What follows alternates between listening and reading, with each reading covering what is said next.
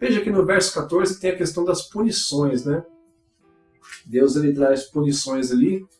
Vou só ler novamente aqui o verso 14 do capítulo 3. Então o Senhor Deus disse à serpente: porquanto fizeste isso, maldita será mais do que todas as bestas e mais do que todos os animais do campo. Sobre o teu ventre andarás e pó comerás todos os dias da tua vida. Olha, essa questão de rastejar sobre o ventre, isso vai indicar claramente, de forma inequívoca, que a maneira como nós conhecemos as cobras, agora sim falando de cobra, a maneira como conhecemos hoje as nahash, as cobras, não era a maneira original que elas se moviam antes da queda do homem. Tá? Isso é em razão de uma punição. Então veja, rastejar sobre o ventre indica claramente a perca da mobilidade da locomoção natural que esse animal tinha antes. Né? Com todo o conceito que a gente já estudou de serafins, há uma possibilidade altíssima, eu diria, bater na casa dos 99%, de que essa cobra que agora rastejaria, ela perdeu ou as suas patas, ou as suas asas, ou os dois. Sem sombra de dúvida, no meu entendimento de tudo que eu estou passando para vocês aqui, uma dessas situações a serpente perde. A punição dela rastejar, inclusive, pode indicar, né, como ela era sagaz, astuta, e isso gerava vaidade, né, sobre a prudência, a sabedoria que ela tinha. O fato dela rastejar pode indicar, inclusive, que ela perde aquela imponência e aquela postura diante de outros animais do campo. Né? Visto que o fato dela coagir Eva ao erro não tem nada a ver com locomoção. O fato dela argumentar com Eva e fazer Eva cair no erro, no que isso prejudicaria a locomoção do animal? Ela tem duas punições, ela tem três punições, na verdade. Maldita mais do que todos os animais, rastejar sobre o ventre e comer o pó da terra. Tem a questão, porém, inimizade entre ti, mas aqui a gente vai chegar lá daqui a pouco. Eu não vejo isso como punição, mas como consequência, tá? Veja só. O que a serpente faz com Eva para que Eva erre não tem nada a ver com locomoção. E ela é punida com locomoção. Por isso que eu entendo que aqui é uma destituição de posto. Ela perde a imponência, perde o respeito, perde a imponência em relação a outros animais. Veja que o que diz aqui. Antes de qualquer coisa, a punição da serpente é maldita mais do que todos os outros animais. Aqui eu vejo um rebaixamento. Aqui eu acredito, pelo entendimento que eu estou construindo aqui, eu entendo que aqui ela deixa de ser Saraf para Nahash.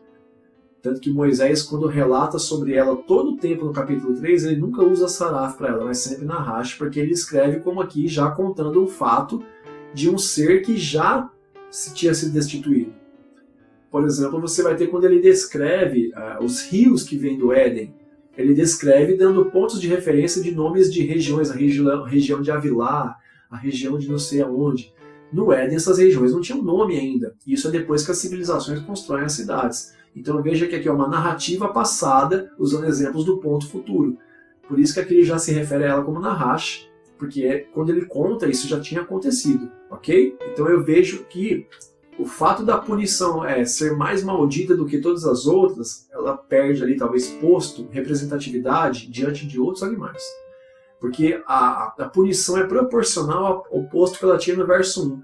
A serpente que era mais astuta do que todos os outros animais que Deus tinha feito. Então é evidente que a primeira punição seja mais maldita do que todos os outros animais. Eu vejo aqui uma perda de posição, de representatividade. Por isso, ela recebe como consequência a locomoção. Porque antes ela, como altiva, como eu acredito que voava, e assim como a descrição de Jó 41, né, da imponência de Leviatã, voar e olhar tudo de mais alto, acredito que aqui também a serpente voava, e isso tinha a sua imponência como saraf. Lembra que no começo eu disse que quando você tinha serpentes e sarafs pela cultura egípcia, eles ficavam sempre próximos a aposentos reais e a tronos? Tanto que a consequência é o quê? Quando a saraf é destituída para Nahash, Deus expulsa o homem e a mulher do jardim e ele põe querubins agora para guardar a entrada. Porque provavelmente a Nahash, a saraf que fazia esse posto agora perdeu o posto, virou Nahash, cobra normal, e aí teve que ser guardado. E veja que ele guarda com querubins, mas como a serpente era flamejante, a saraf, ele coloca uma espada flamejante voando ao redor do jardim. vê que aqui tem aí claramente um entendimento sobre uma substituição. A serafim foi destituída, virou cobra. Eu expulso os homens. Agora eu coloco querubins para cobrir aqui, onde era uma saraf, uma guardiã. E você tem isso, inclusive, na cultura suméria, quando você tem ali Adapa, ele sendo levado até os deuses para ser julgado, né, a questão do pão e da água da vida, o guardião do jardim onde ele estava, você vai ver, eu vou pôr a imagem para você aí, era como se fosse uma cobra com patas e com asas, que guardava o jardim de Edenu. Eu vejo que aqui então há uma substituição. A Saraf perde o posto, vira Nahash, uma cobra normal. Adão e Eva são expulsos, Deus fecha o jardim, põe querubins guardando a entrada, e coloca a espada flamejante em volta.